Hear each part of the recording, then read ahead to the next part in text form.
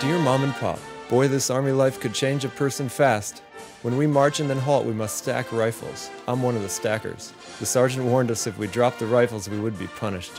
I held on to the rifles I was stacking for dear life. 2 other boys dropped their stacks, so for punishment they have to take their rifles with them everywhere they go, day and night, for 1 week.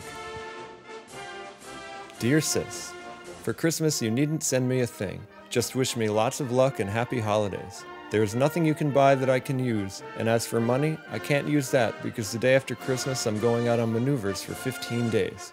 I'm going to spend New Year's Day and Ukrainian Christmas sleeping in the wilds of Carolina in a pup tent. Dear Mother and Father, I'm feeling fine.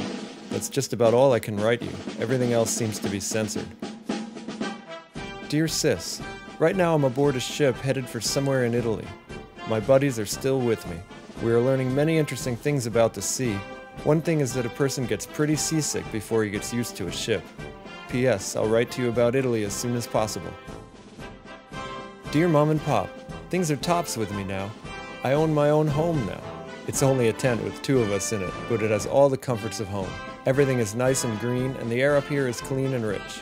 We have a real nice view from our front door. Does Pop listen to the news much? The invasion news must have been quite an event back home. It was quite the thing here, and we are all praying it will end the war very soon. Dear Pop and Mom, today I received a letter from Sophie. She tells me you do some worrying about me being over here. There is nothing to worry about me. I am in the best of health and on the best of all fighting fronts. I've received a star from my campaign ribbon and have been awarded a combat infantry badge, of which I am very proud. This shows I've taken part in combat. It sure does you good to know you're doing your share in the war. Dear Bob, congratulations, Pop. You have made me a proud uncle.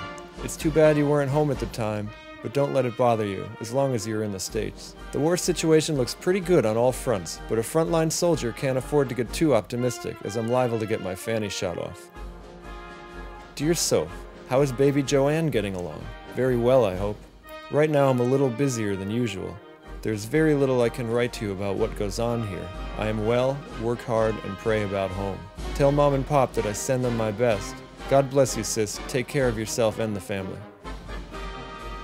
Dear Mom and Pop, it's about 6 o'clock in the evening with a cool breeze flowing through my tent. This makes me feel much better than I have been feeling all day because it's so hot here. Do you listen to the news on the radio much?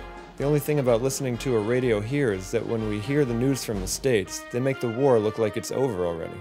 We know it's coming to an end, but it isn't over until the shooting stops. Sophie mentioned a Christmas present for me. Don't send me a thing. I hope and pray that I'll be home by then. Your loving son, Walter.